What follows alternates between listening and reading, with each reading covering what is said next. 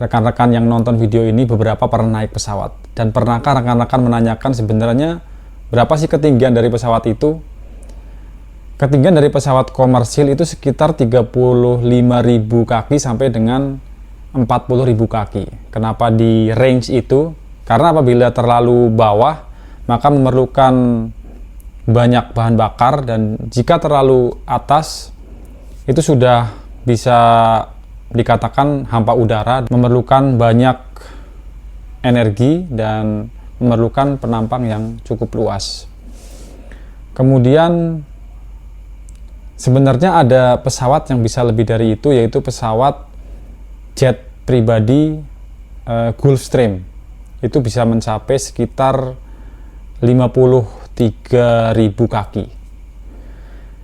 Dan pada ketinggian di atas udara sana itu ada yang dinamakan dengan Armstrong Line, yaitu batas di mana manusia apabila tidak menggunakan perlengkapan khusus itu dapat mendidih karena tekanannya yang terlalu rendah.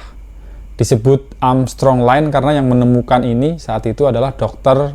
Harry Armstrong, yang mengemukakan bahwa pada ketinggian itu manusia tidak dapat bertahan apabila tidak menggunakan pakaian yang sesuai. Nah, di atasnya lagi itu ada yang disebut dengan Harman Line atau Space Ruang Angkasa. Kenapa disebut Harman Line? Karena yang menemukan adalah Theodorus von Harman, yang mengemukakan bahwa di atas 100 km itu sudah masuk ke dalam